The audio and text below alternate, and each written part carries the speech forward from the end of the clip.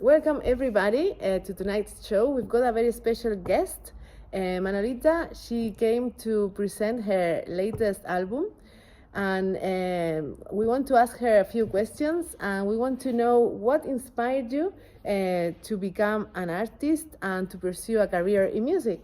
Okay, so first of all, thank you so much for having me. Music has always been my passion. I grew up surrounded by music since I was a child, and there was always something magical about music and how I could express my emotion through my lyrics. So I knew from a young age that I wanted to create and share my music with others. Amazing. So it's a very beautiful story, and we want to know because your music mixes flamenco and techno, and it's very opposite styles. And we want to know what have been your main influences in music.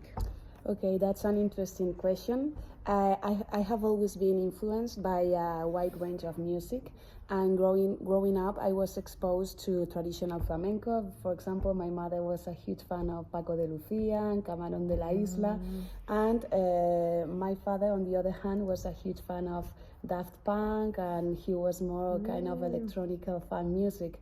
So I think that's where I found my balance, and when I started to develop my idea around my Cool. music. So I figured out that it didn't come that you woke up one day and you decide to mix flamenco and techno. But it came as you were growing up. So probably you found a CD of flamenco that you really liked. So how was it? Well, my process to find inspiration is different every time. I often start with a feeling or a vibe I want to express, and then I take my guitar and I try with a guitar riff. Sometimes I prefer to work first with the melody, and it depends on the day. But yeah, basically I did it that way. So I figured out that it's not like a piece of cake for you. It's a big process, so lots of hard work, that many hours in the studio, or is it more like a talent that you have been born with it?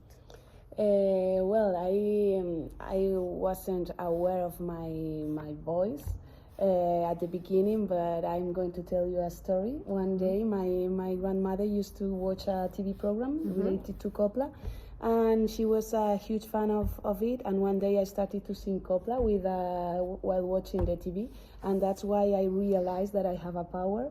And from now on, I'm still working on it. Yeah, because we all know that your voice stands out of the middle singer, because you've got a very special voice, and you sound very humble.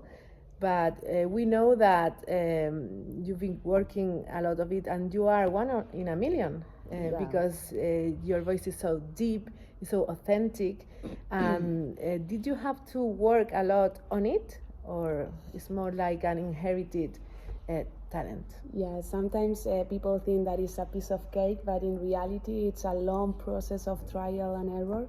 And I have done a lot of shitty music, a lot of shitty songs until I have reached this point in my life. So it's more a work. It's more that you have to have a discipline rather than inherited trait.